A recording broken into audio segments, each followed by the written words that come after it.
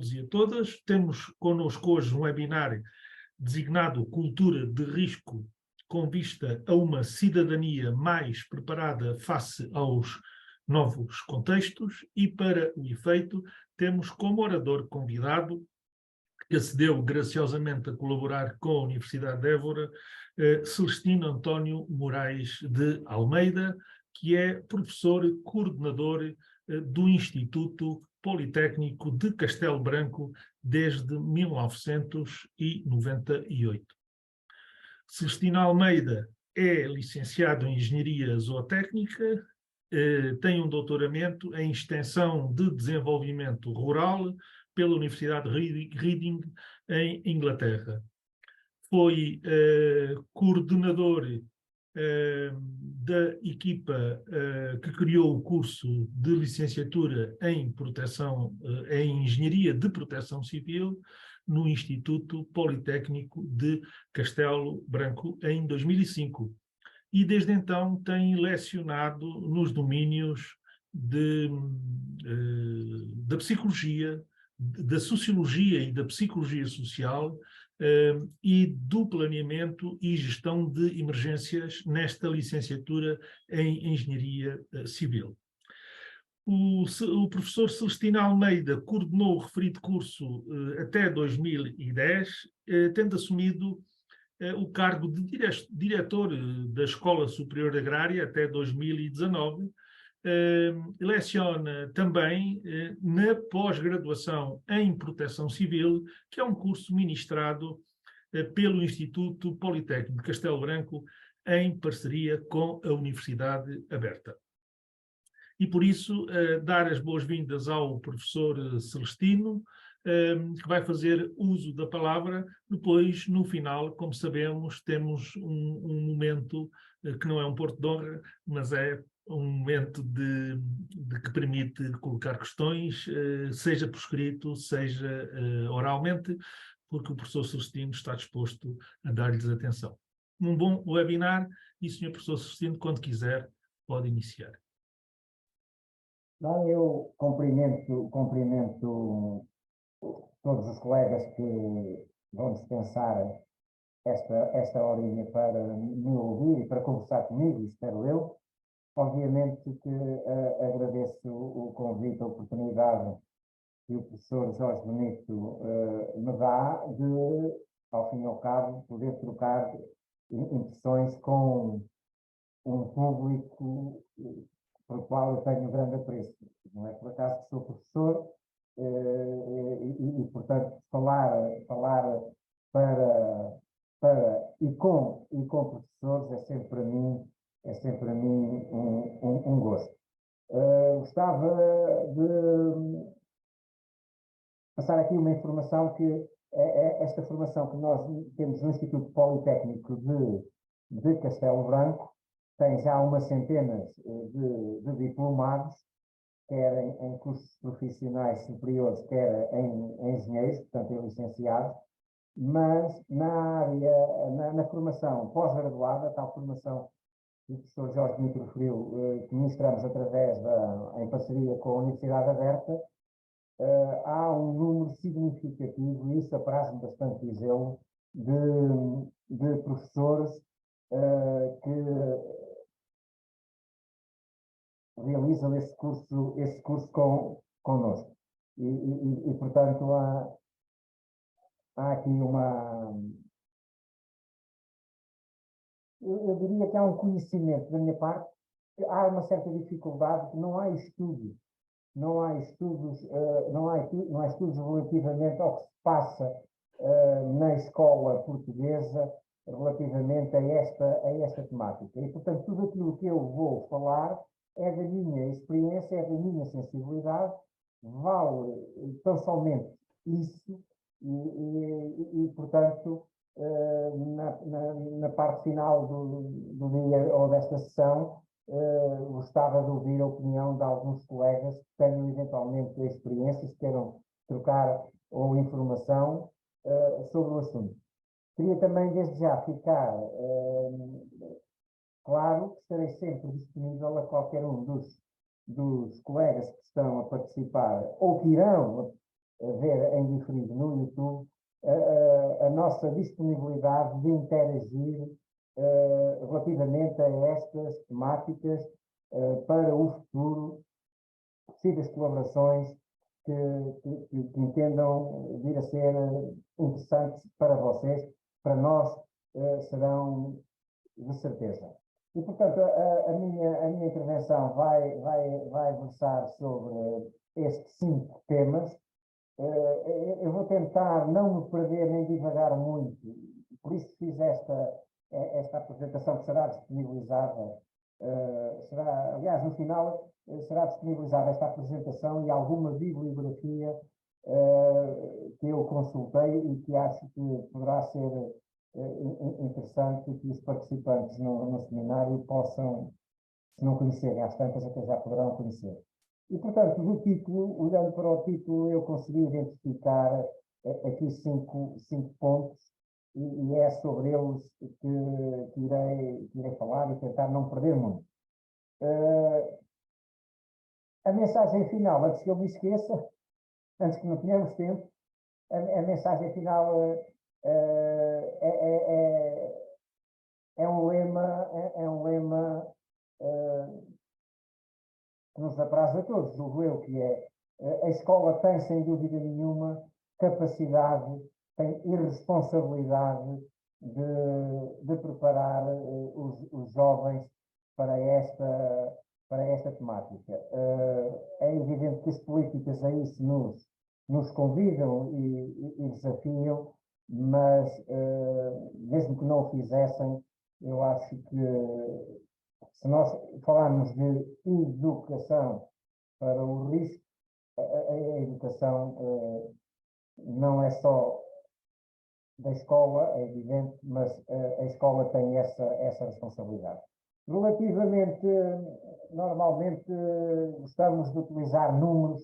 Eu acho que com esta plateia não havia muita necessidade de estar aqui a reforçar a ideia de que trabalhar em proteção civil, trabalhar na redução do risco do desastre é uma ação de cidadania, não só pelos milhares de fatalidades que nós presenciamos todos os anos, mas também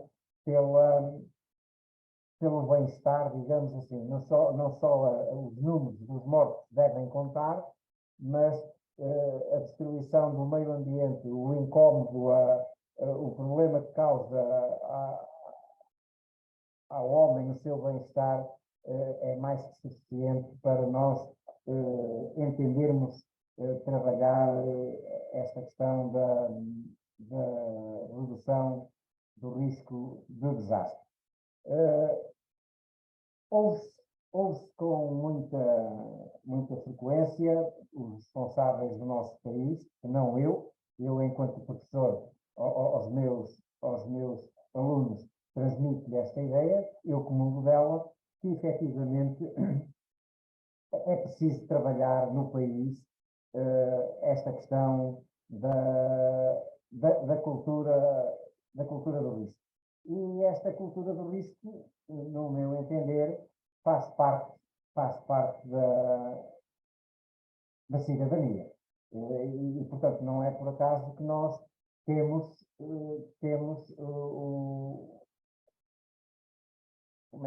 um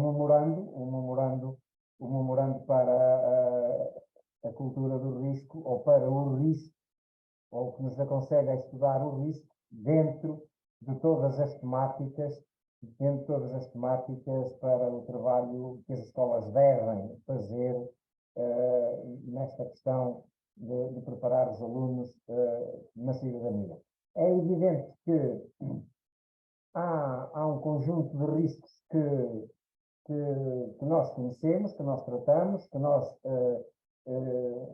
já de alguma forma nos sentimos familiarizados com eles, mas há depois também um conjunto de riscos que estão a emergir e outros que ainda não emergiram, que nos devem também preocupar. este triângulo, esta ideia de que a cultura do risco, no fundo, bebe destas três grandes dimensões. São as pessoas, é o contexto, aqui contexto barra ambiente, e é a questão do comportamento.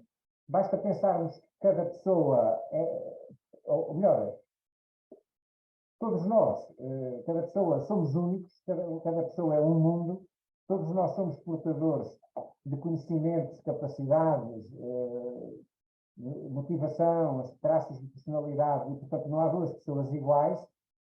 Esta é uma dimensão que afeta, sem dúvida nenhuma, esta questão da cultura, do risco. Outra questão também importante realçar aqui é que as pessoas são, ao mesmo tempo, vítimas e causadoras do risco, não estou a dizer em simultâneo, mas são elas, de alguma forma, atores como vítimas e atores como causadores, e depois também a complexidade de interesses que as pessoas têm também, de alguma forma, afeta este aspecto da cultura de risco. Relativamente ao contexto, é evidente que os fatores globais que hoje estão hoje na ordem do dia, a questão da ação climática e da geomorfologia, afetam, mas afeta também de todo o contexto, toda a diversidade de contextos. Nós falamos de regiões, falamos de municípios, falamos de países, falamos de hemisférios, falamos de continentes e portanto, a diversidade de situações são, de alguma forma, influenciadores da questão da cultura do risco.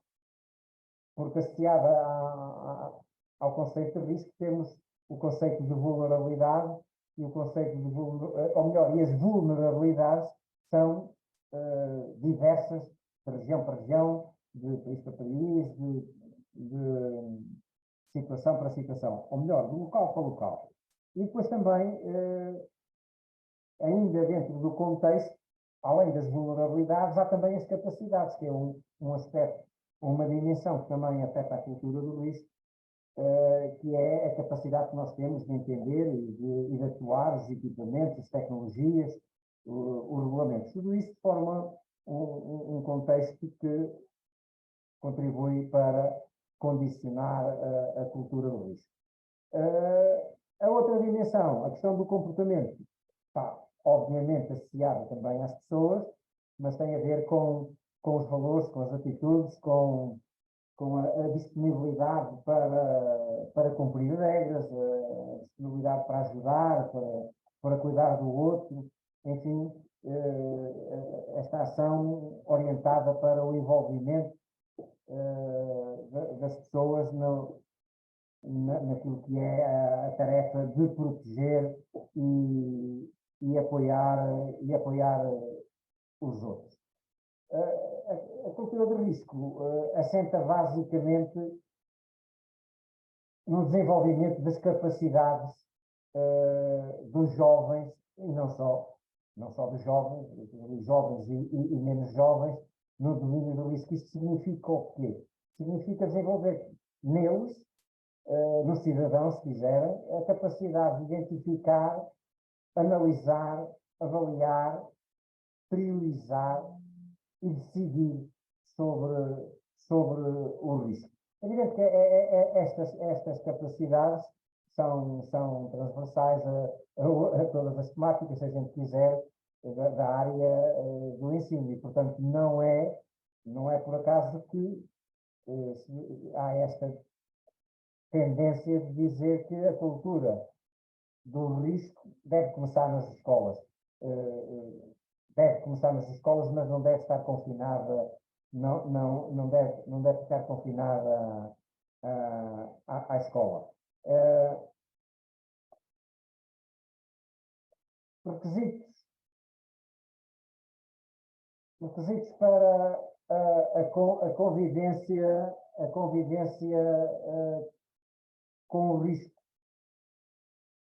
Levantamento e previsão, avaliação e prevenção de riscos, análise sistemática das vulnerabilidades, e aqui a análise sistemática das vulnerabilidades é vista num sentido de que nós falamos das alterações climáticas. Agora fala-se da ação climática. Não é preciso falar das alterações. O clima sempre esteve a evoluir ou a mudar. Portanto, a sociedade também nunca foi estática nem nunca será. E daí que a análise das vulnerabilidades nunca estará feita. Deverá ser feita de uma forma contínua. A informação das populações é fundamental para nós convivermos com o risco. A inventariação de meios e recursos, necessariamente para sabermos o que podemos fazer e quem e com quê.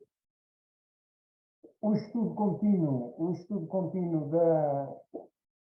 do risco é fundamental. Nós temos um instituto, no nosso país temos um instituto que tem esta função, mas todos nós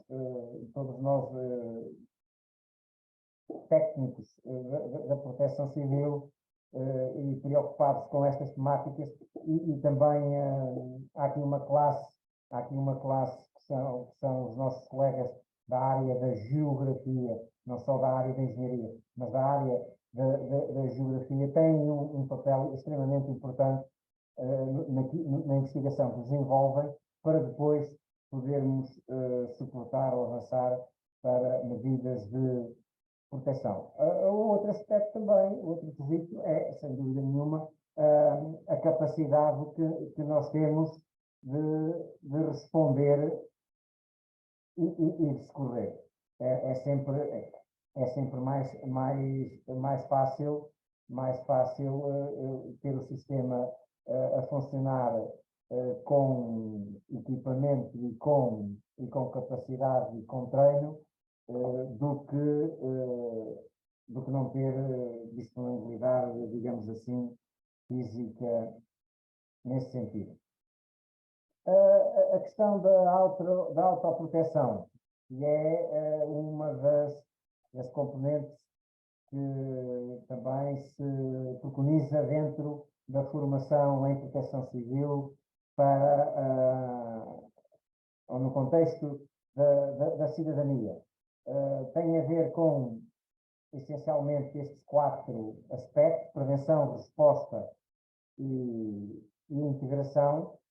A prevenção decorre fundamentalmente do conhecimento dos riscos e das medidas para os evitar. A resposta terá que ser uma resposta que pretenda, uma resposta capaz de ser mitigadora, digamos assim, ou precursora da mitigação e da intervenção. É evidente que para isso precisamos de meios e recursos.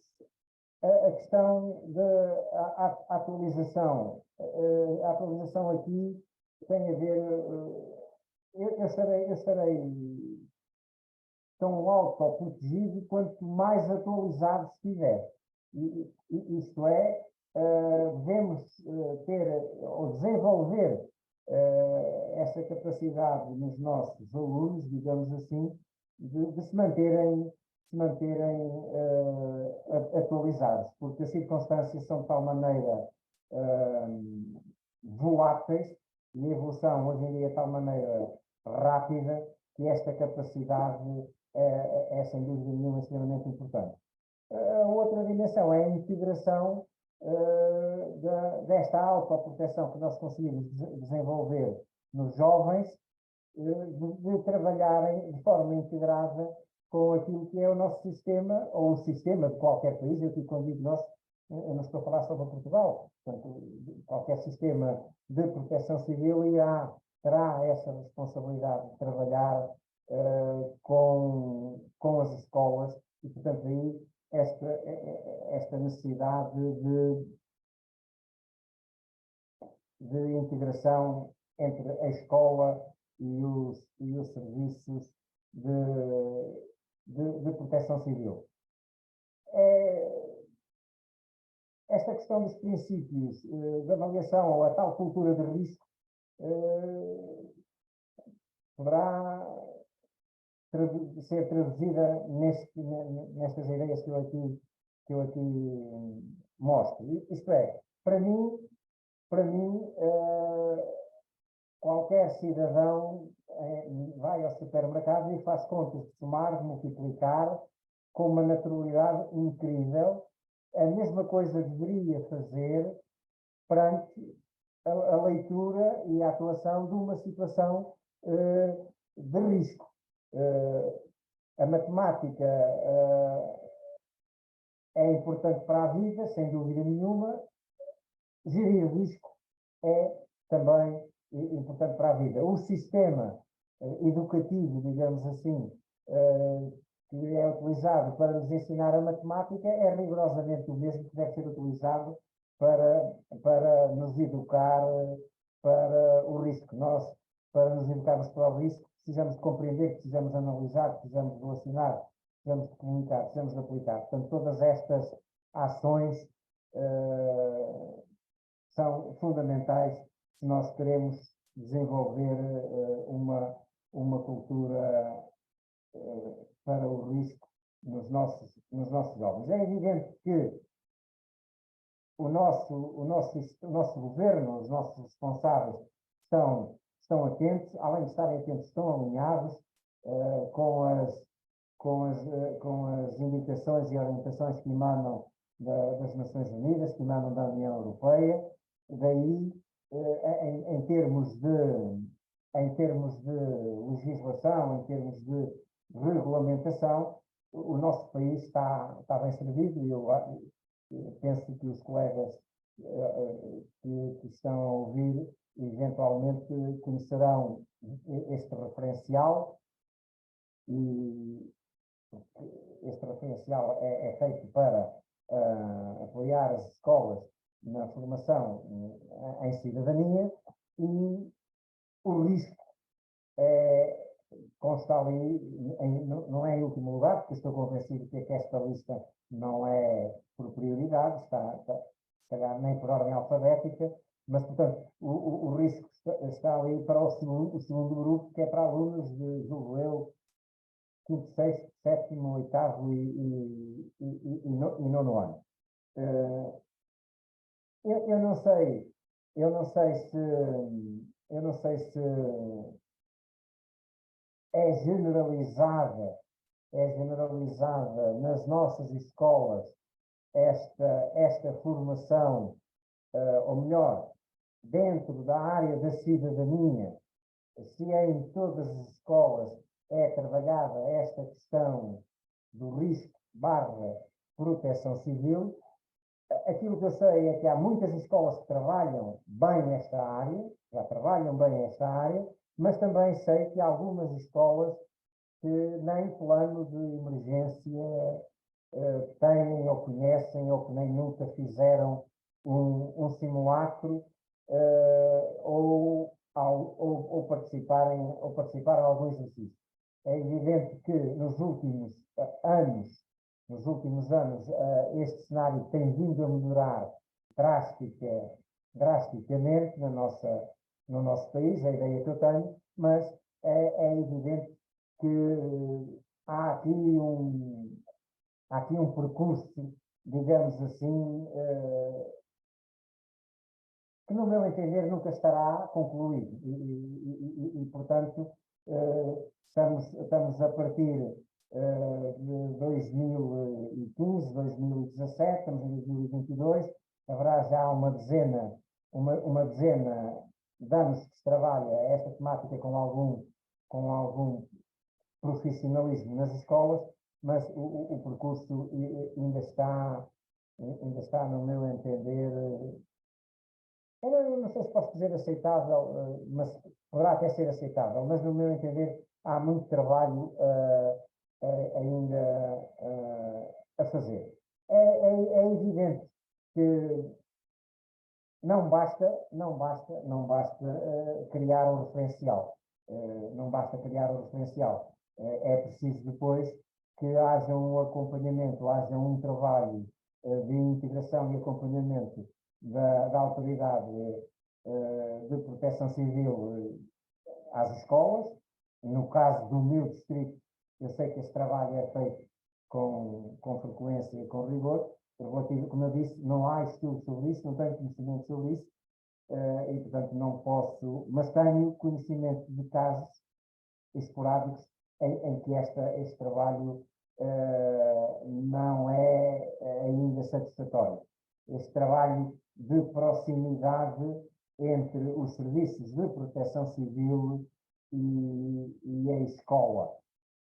Eu aqui, quando digo escola, o professor Jorge Filipe está a ouvir, eu falo também das universidades. Eu, quando falo aqui escola, não estou a falar, eu falo das universidades, falo de todas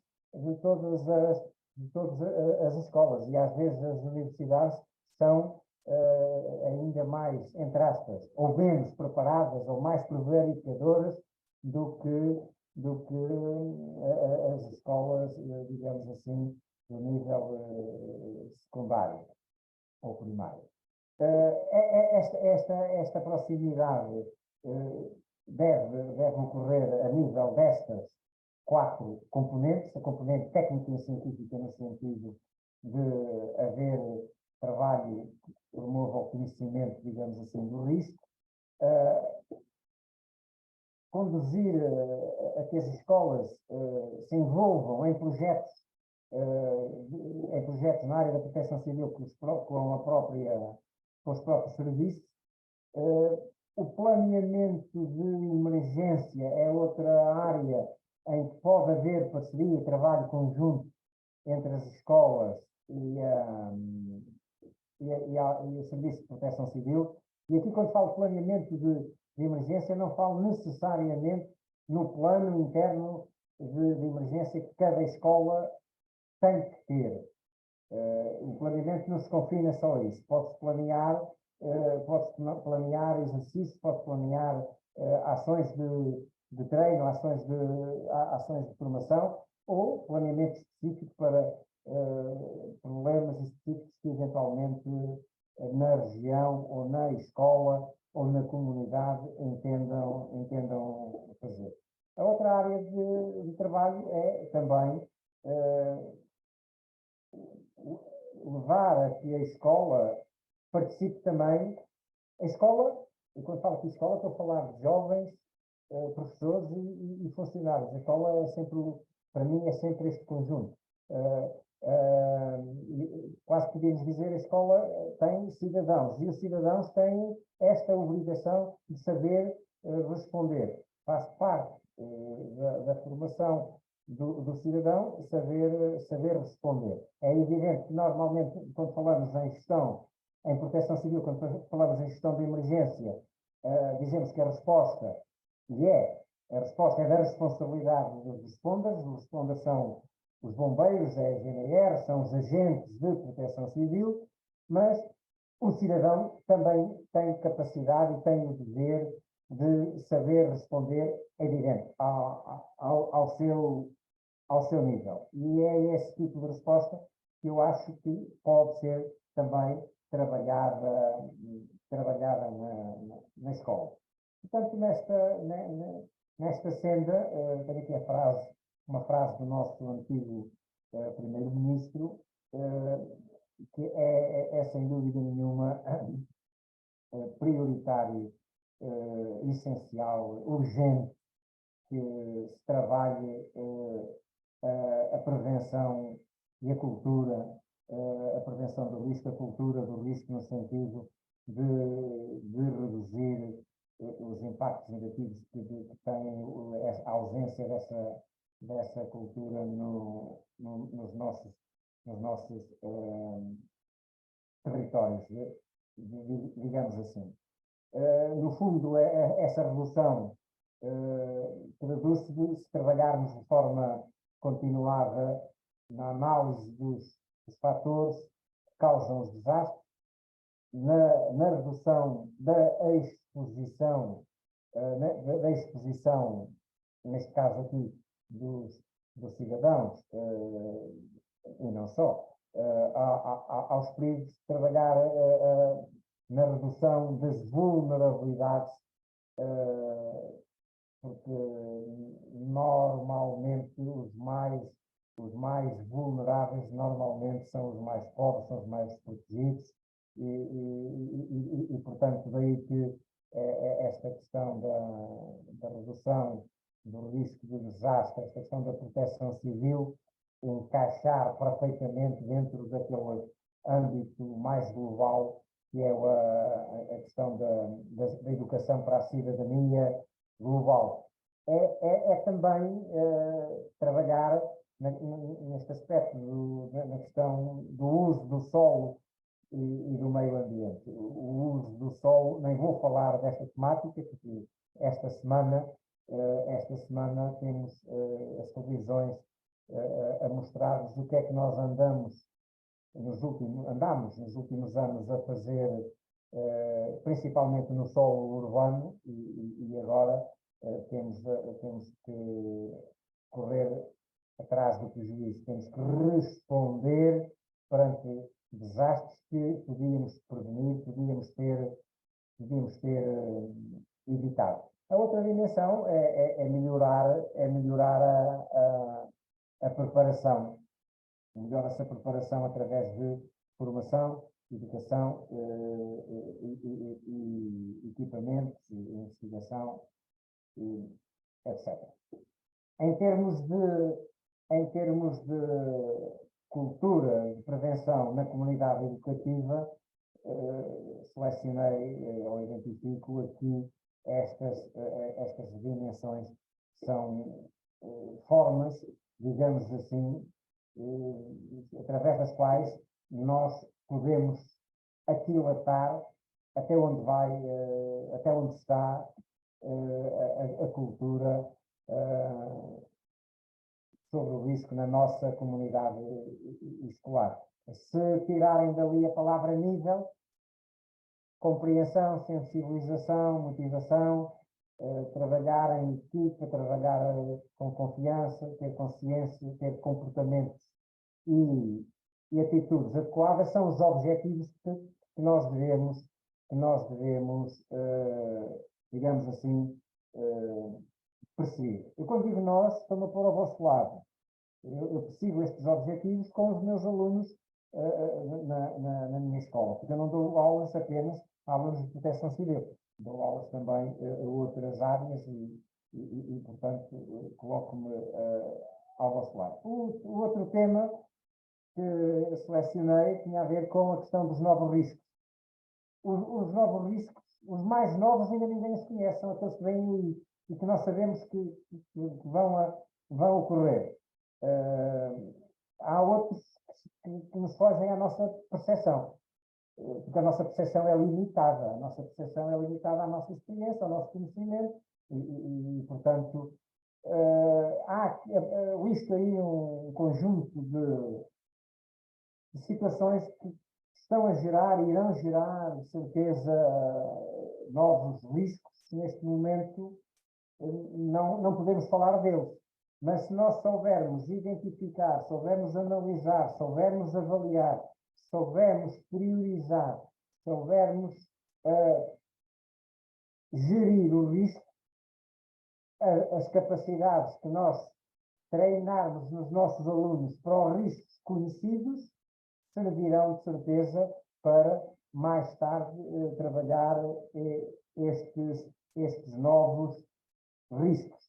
Hoje em dia assistimos com facilidade, através da comunicação social, a este efeito de cascata, e agora este efeito de cascata estamos a assistir nos danos dos riscos, mas hoje em dia nós facilmente percebemos que tudo isto funciona em sistema. Eu dou apenas um exemplo. Acho que foi ontem, já estou um bocado baralhado nos dias, que o nosso presidente da Câmara de Lisboa disse: as escolas que tiverem que fechar, fecham ou não venham à escola. E deixou ficar esta frase no ar. O que é que acontece? acontece que dizer que uma escola fecha baralha a vida aos pais, aos avós, aos conhecidos, baralha a vida a muita gente. E, portanto, o atuar num risco ou num incidente que é uma estrada que está intransitável, o efeito que aquilo produz é um efeito em cascata.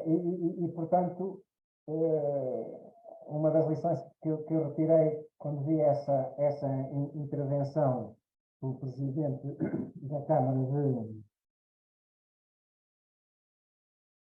de Lisboa é que, para ele poder fazer essa intervenção, devia ter, e se calhar terá, não sei, bem previsto que consequências é que advinham daquilo, se os pais estavam informados, se as pessoas estavam informadas, se a escola estava informada do que é que se faz numa circunstância destas.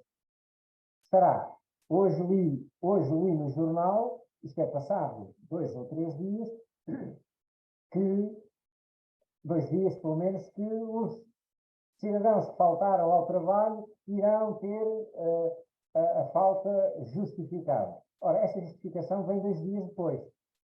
Vem 2 dias depois. Isso quer dizer que durante 2 dias o cidadão que faltou ao trabalho não sabia, nem ele nem o patrão, em que circunstância que se deviam, digamos assim, colocar. E, portanto, isto, tanto os riscos como as causas, os danos, por facto de nós de hoje termos uma vida toda tão interligada, portanto, leva-nos a pensarmos naquilo que hoje já se denomina o risco sistémico e este efeito em cascata, são dois conceitos que neste momento ocupam e preocupam os investigadores e os especialistas da atualidade. É evidente que conhecimento há muito, esta questão da gestão do risco não é nova, nós temos excelentes técnicos de engenharia civil que dominam estas áreas, há conhecimento, há metodologias, há orientações de como atuar e, portanto, há informação simples, mas importante, que pode ser transmitida, veiculada na escola em qualquer nível de ensino. É evidente ajustado aos objetivos e ao público, portanto, desde os mais pequeninos até ao ensino superior. Depois também aqui um aspecto extremamente importante, que hoje em dia é fácil nós percebermos que os riscos não têm fronteiras. Os riscos não são, apesar de se manifestarem em desastres locais, e é importante nós conhecermos o local, é importante que os alunos comecem a sua formação pelo risco, digamos assim, local, que é aquele que mais lhe diz respeito, mas desde logo devemos orientar os nossos alunos para a ideia do risco global.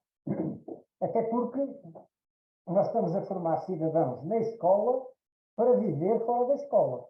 E o aluno que frequenta a escola, por exemplo, em Castelo Branco, vai passar férias à França, vai passar férias à Itália, vai passar férias ao Algarve, onde os riscos são diferentes, alguns, outros serão globais. Eu aqui recordo, aliás, eu dou sempre este exemplo no início de uma das disciplinas que eu leciono, que é em 2004, quando houve aquele sismo no Sudeste Asiático, na Indonésia, morreram 280 mil pessoas, mais ou menos. Houve uma jovem inglesa que estava na praia com os pais, que acho que tinha 9 ou 10 anos, que quando viu o mar a recuar, virou-se para o pai: pai, vem aí um tsunami, porque na minha escola a minha professora disse que quando há um tsunami o mar recua. E agarrou no pai, puxou o pai para fugir, e o pai puxou a mãe, e as pessoas, as famílias que estavam ao lado, viram um casal a fugir e a dizer que ia vir um tsunami. E o que é que aconteceu? Houve umas centenas de pessoas que fugiram também, que é típico este comportamento na sociedade. Quando vemos alguém a fugir, acompanhamos, não são só as ovelhas. E o que aconteceu foi que aquela criança salvou uma centena ou duas de pessoas que fugiram, e houve outras que não fugiram, ficaram para tirar a fotografia. Quando viram a onda, eu lembro-me na altura, eu aqui não tenho tempo para mostrar, mas há filmes, há fotografias nessa altura de pessoas a filmar a onda que depois os matou. Ao fim de 3 segundos, essas pessoas desapareceram. Aliás, essas fotografias apareceram depois nos escombros e no rescaldo dos escombros. É que encontraram máquinas fotográficas e de filmes e de vídeo, e recuperaram essas imagens. E, portanto, este exemplo é extremamente importante. A criança foi educada num sítio onde não há mar, onde não há tsunamis, foi passar férias a Bali, e em Bali, ou não foi em Bali, que foi em Axé, foi passar férias e salvou pessoas que tinha formação, tinha cultura em segurança. Os que morreram ao lado a tirar fotografias não tinham cultura do risco, não conheciam o risco, não sabiam como reagir ao risco. Portanto, é extremamente importante que tenhamos esta noção hoje em dia dos riscos serem globais. E também o são, porque nos entram os desastres e os riscos, as catástrofes entram-nos hoje em dia com uma facilidade pela televisão adentro, on time, às vezes ainda estão a decorrer, como aconteceu agora com estes casos das cheias, mas tanto assistimos às cheias em Lisboa, como assistimos às cheias no Paquistão, na Nova Zelândia, onde quer que elas estejam a ocorrer. Portanto, este aspecto, esta dimensão global de riscos é extremamente importante. Como há bocado disse, há muito conhecimento sobre como atuar, como gerir os riscos em várias dimensões, vários modelos e tipos de gestão, portanto, todo este conhecimento estará, se a escola assim o entender, disponível para trabalhar convosco. Relativamente à questão da percepção do risco, a percepção é um tema que vos é caro. As pessoas são todos, digamos assim, todos têm formação nesta área, e portanto facilmente conseguimos perceber que a percepção no fundo, resulta da forma como nós vemos as coisas. Resulta de uma avaliação subjetiva, está condicionada e depende do nosso conhecimento, das nossas vivências, das nossas experiências, do contexto onde nós somos criados e onde nós vivemos. Essa avaliação subjetiva dá origem a uma ideia de risco que eu chamo, aqui designo, não sou eu, alguém chamou, risco subjetivo. Depois temos outro risco, que é o risco que nós conseguimos, de alguma forma, ter contacto, o conhecimento dele, através de uma análise objetiva, de uma avaliação objetiva, com base em metodologias, digamos assim, consagradas, estudadas e fixadas, que é o tal risco objetivo. O risco subjetivo é o risco do cidadão comum, o risco objetivo é o risco dos técnicos, dos responsáveis e de quem trabalha nesta área. Aqui, relativamente a esta questão da cultura para o risco a desenvolver na escola, há um aspecto extremamente importante, que é este efeito multiplicador que pode ter o facto de, ao formarmos o jovem, ele transportar, levar para casa, essa informação, ou essa leitura, essa percepção. Aquilo que eu há bocadinho referi, aquela miúda inglesa que agarrou na mão do pai, é um exemplo. Transmitiu aquilo que foi a formação que lhe deram para a família. Aliás, este aspecto é muito frequente nós, quando queremos mudar a sociedade, quando queremos mudar algo, quando queremos que a sociedade evolua num determinado sentido, os responsáveis por preconizar a mudança apontam sempre os holofotes para a escola, porque é daí que se formam, digamos assim, se formam os cidadãos. É evidente que é importante formar os jovens para o aspecto da percepção, mas também é bastante importante dar-lhe prática. Dar-lhe prática. A escola tem que ter alguma capacidade de permitir alguma prática, e estamos a falar de prática simples, obviamente. Três modalidades de percepção, mas que eu estou com a percepção que já estou a gastar tempo, vocês depois poderão facilmente e passava para as considerações finais.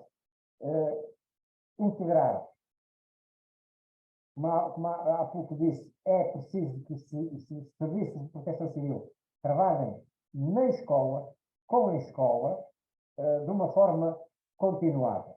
É evidente que há, de certeza, bons exemplos.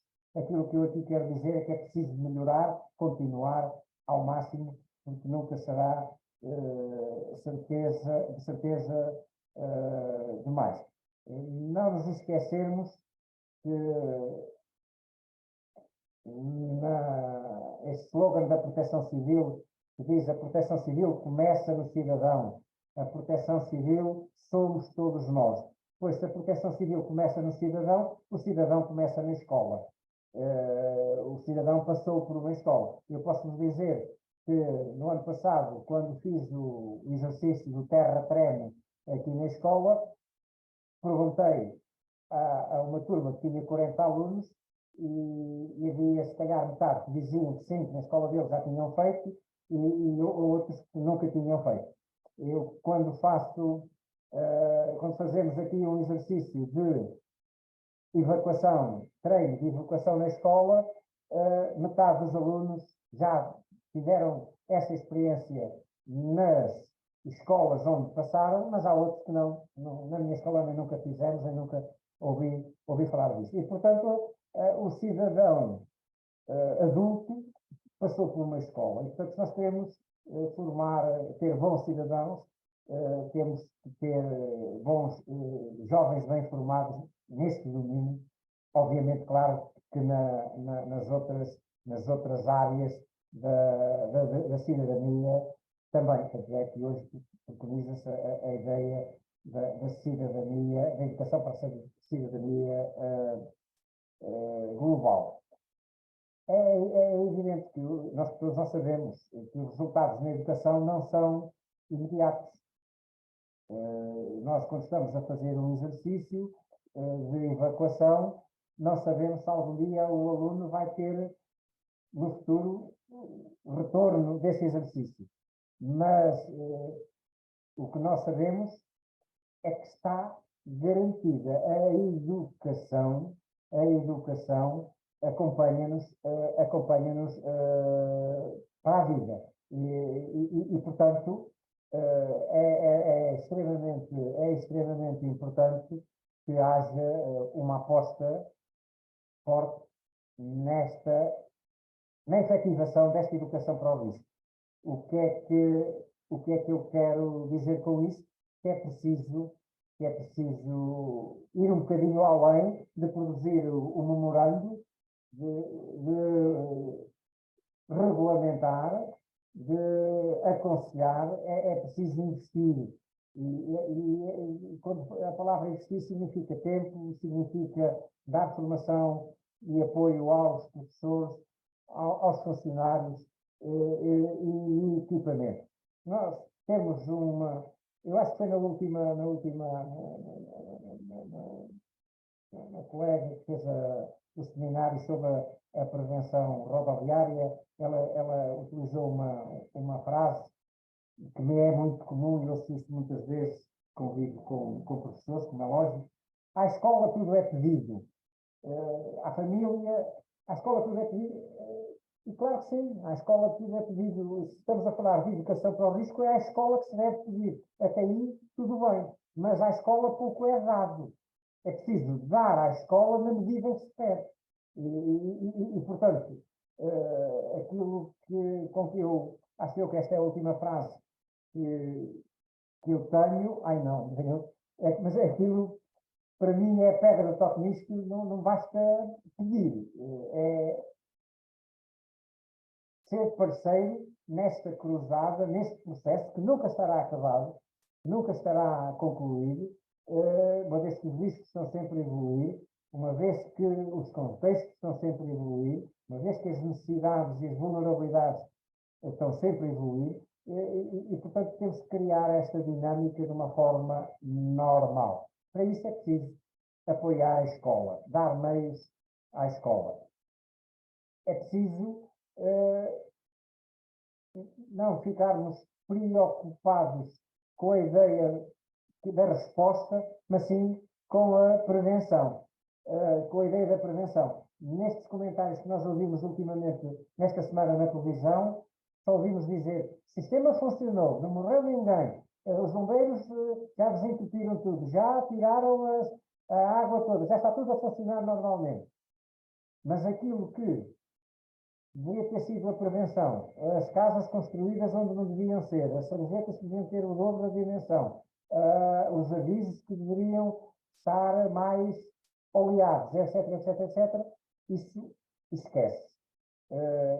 A ironia disto tudo é que o Presidente da Câmara de Lisboa apresentou uma obra que tinha sido aprovada na tarde antes da chuvada torrencial, uma obra que não se chama túnel do Alqueva, chama-se túnel, não sei, acho que é de Alcântara, ou túnel não sei o quê, mas que já estava previsto e pensado há 100 anos, que o antigo Presidente da Câmara já tinha dado até uma data em que ela estaria concluída e nunca se iniciou. Portanto, não podemos pensar só na resposta, a resposta é importante, mas a resposta é só para responder quando todo o resto do sistema falhou, ou não foi capaz. Não necessariamente falhou. Que esse é outro problema de andarmos sempre à procura de falhas. Não vale a pena andar à procura de falhas. Falhas existem sempre.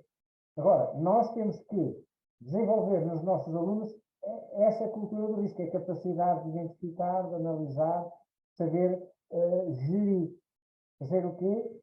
Aceitar o risco, evitar o risco, minimizar danos.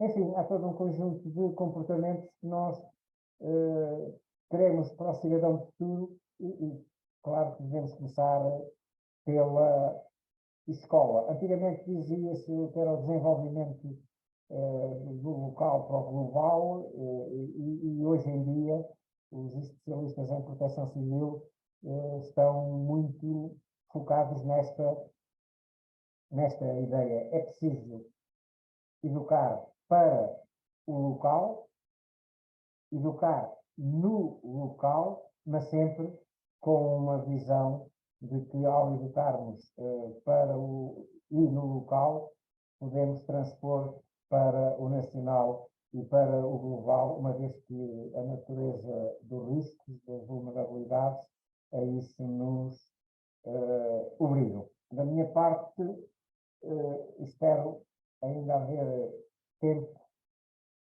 e há para debatermos algumas questões.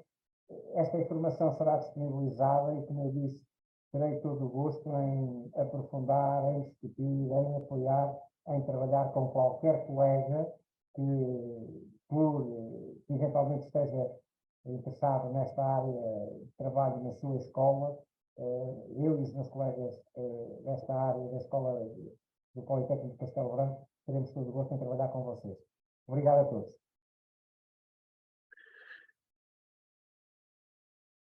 Começo por agradecer, professor Celestino, a sua atual e agradável mensagem sobre o tema que nos trouxe, que me parece muito pertinente para a audiência que aqui temos.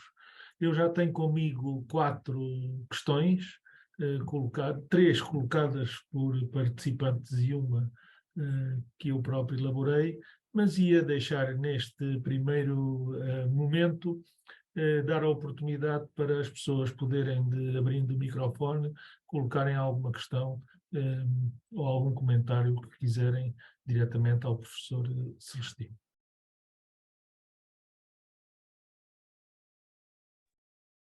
Boa tarde.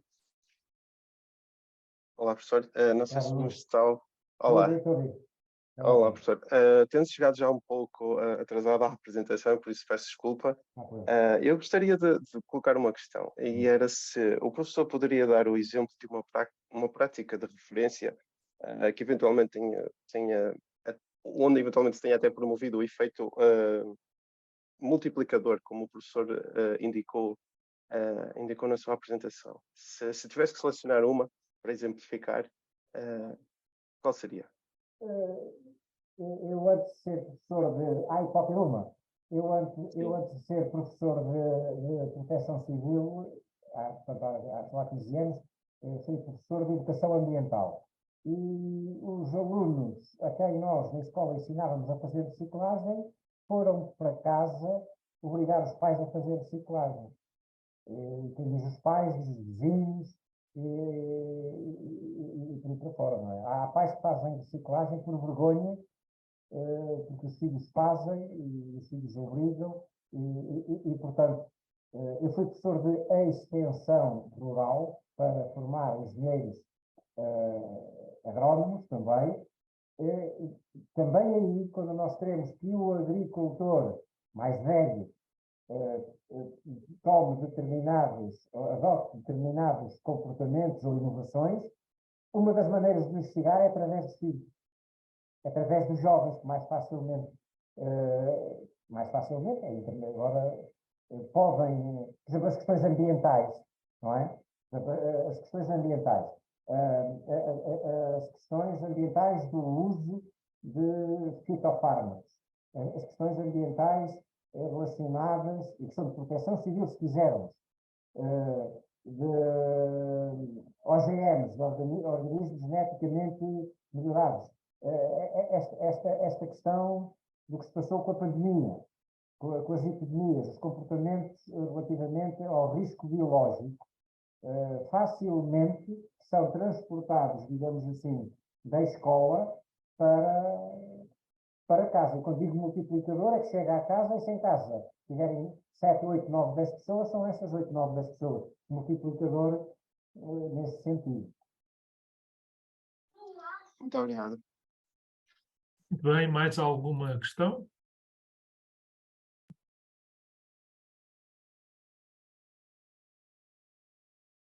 Enquanto não vem, eu tenho aqui uma questão que foi colocada que diz respeito à convivência com riscos, nomeadamente a informação das populações. A questão é qual deve ser o nível de informação à população entre um simples aviso muito genérico e um aviso que possa gerar algum medo. Ora bem, antes disso, a convivência com o risco tem a ver com o conceito do risco aceitável. O que é o risco aceitável? Todos nós andamos de carro. Todos nós andamos de carro. Aceitamos, e há risco ao andar de carro. Nós, portanto, há determinados riscos que nós conhecemos, temos medidas para mitigar, mas que não conseguimos de todo evitar, e quando o nosso interesse, nosso da sociedade, da pessoa, sobrepõe, nós atuamos e aceitamos esse risco. Portanto, a ideia da comunicação e da informação ao cidadão pode ser enquadrada nesta dimensão. Portanto, há determinados riscos que nós aceitamos. E ao aceitarmos, não devemos aceitar de ânimo leve. Devemos aceitar, mas de alguma forma conhecê-lo e estudá-lo. Porquê? Porque caso se venha a materializar num desastre, num acidente, saber como responder e saber a melhor maneira de atuar ou até de evitar o desastre. É isso que nós fazemos. Relativamente à ideia do aviso e da informação. Bem, vamos lá ver. Uma das medidas é precisamente essa. Nós estudar o risco, saber, conhecer regras e depois comunicar para a sociedade. Só que este processo de comunicação, chamada comunicação para o risco, é extremamente complexo. Aliás, como é qualquer processo de comunicação. Os sistemas de proteção civil, em todos os países, têm esse cuidado. Têm montado um sistema ou um modelo de comunicação. Nos países funciona melhor, noutros países funciona pior. No nosso país, eu até há dias assisti a um exemplo na televisão, diz muito do que é. Podemos ter um bom sistema de informação, mas a comunicação não se efetua. Porquê? Porque as pessoas ouvem, mas não interiorizam. Estava uma repórter da televisão a perguntar ao diretor do IPMA: até mas e vocês não avisaram a população? E ele virou-se para a senhora e disse assim: esta senhora é de um canal, deve ser doutorada, portanto, não é, deve ser licenciada, é de certeza, mas deve ser doutorada em comunicação, e em televisão e em tudo. E ele disse-lhe assim: olha, a senhora sabe que o aviso laranja? E ela, nesse sentido, isto é laranja. Sei que o aviso laranja é laranja. O que é que eu quero dizer com isto? Nós temos os sistemas de avisos, nós em Portugal temos um sistema de avisos, temos os sistemas de alerta que estão instituídos, podem ou não ser eficientes na passagem da mensagem. E todos vocês sabem melhor do que eu, conhecem o processo de comunicação, e o processo de comunicação anda entre a emissora e o receptor. Se o receptor não quiser ouvir, não lhe adianta nada nós estarmos a emitir. Portanto, há um conjunto de possibilidades hoje de emitir avisos à la longue, isto é, para amanhã, para hoje de manhã, para a tarde, e depois há essa possibilidade de até em cima do evento, se fazer avisos através de SMS. Portanto, o nosso sistema de avisos em Portugal contempla essa prerrogativa. Agora, o que acontece? Essa possibilidade. O que é que acontece? O que acontece é quando utilizar um tipo e outro tipo. Os sistemas de SMS em Portugal foram utilizados várias vezes nos fogos, durante os fogos rurais. Nestas situações ainda não havia essa experiência e essa prática. Portanto, eu disse, não posso dizer muito mais. Aquilo que eu sei é que alguém vai estudar o que é que aconteceu, como é que aconteceu, no sentido de melhorar o sistema. E melhorar o sistema não é só emitir aviso, é melhorar a capacidade dos receptores. O cidadão, quando ouve... eu de manhã, quando me levanto e vou à janela todos os dias ver como é que está o tempo, é para ver que roupa é de trazer, não é? Se eu ouço um aviso que naquele dia vai estar laranja, por causa de chuvas, vou ter cuidado a passar nos sítios onde já sei que vai haver água. E se à entrada de um túnel ou de uma zona de vale eu vejo um lençol de água, porque é que eu hei de lá meter o meu carro a ver se ele passa? Portanto, a cultura para o risco vem daí. Vem de haver, sem dúvida nenhuma, avisos, mas depois é preciso que o aviso caia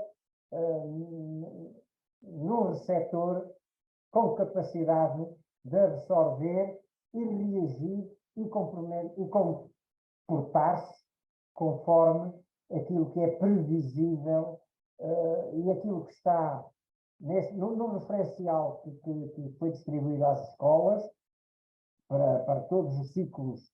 Estão lá as medidas de autoproteção para todos estes riscos. Estão lá as medidas todas e, portanto, se daqui a 20 anos essas medidas não estiverem interiorizadas nos adultos que terão 40 anos, 30 anos no futuro, eu ficarei triste. Neste momento, é o que temos, isto é um processo. Aquilo que eu posso dizer é que estamos cada vez melhor. O nosso sistema é o que é, mas eu tenho a certeza que está sempre a aprender e a melhorar. Ainda bem que aprende com os erros e com os desastres no estrangeiro, principalmente, mas quando os desastres acontecem no nosso país, temos também que cuidar com eles e vamos aprender com eles e melhorando. Muito bem, professor. Alguma questão adicional dos assistentes?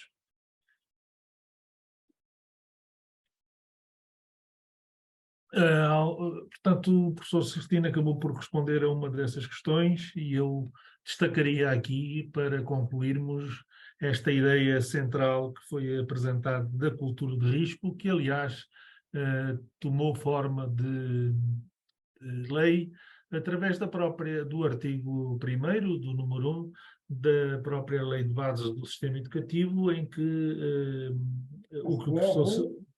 do sistema, desculpem, de 2006, da Lei de Bases da Proteção Civil, queria eu dizer, de 2006, em que a Lei 27 de 2006, na sua redação atual, em que o número 1 estabelece exatamente que a proteção civil é uma atividade desenvolvida pelas entidades que lá estão, mas a certa altura diz pelos cidadãos. E, portanto, reforçando a ideia do professor Celestino, que todos somos proteção civil e, portanto, todos somos corresponsáveis neste domínio. Quero agradecer mais uma vez... No nosso interesse. No nosso interesse. Quero agradecer mais uma vez a generosidade do professor Celestino e a todos os que quiseram juntar-se conosco nesta assistência. Participar-vos que vamos realizar o último webinar deste projeto no dia 25 de janeiro do próximo ano, às 17 horas, e com o título Promovendo a Saúde nas Escolas, que será assegurado pela doutora Cristina Zukovski Tavares, do Centro Universitário de São Paulo, no Brasil. Naturalmente, iremos enviar o convite para todos. Aproveito para desejar a todos os assistentes e participantes neste webinar boas festas e um ano de 2023 com saúde e alegrias. Foi um gosto privar convosco. Até uma próxima oportunidade. Igualmente também transmito os mesmos boas festas a todos os colegas e, de novo, o desafio. Têm aí o meu e-mail, aquilo que precisarem, e eu falo em nome do meu departamento, aquilo que precisarem, teremos todo o gosto em colaborar com vocês. Muito bem. Muito obrigado e até breve. Muito obrigada.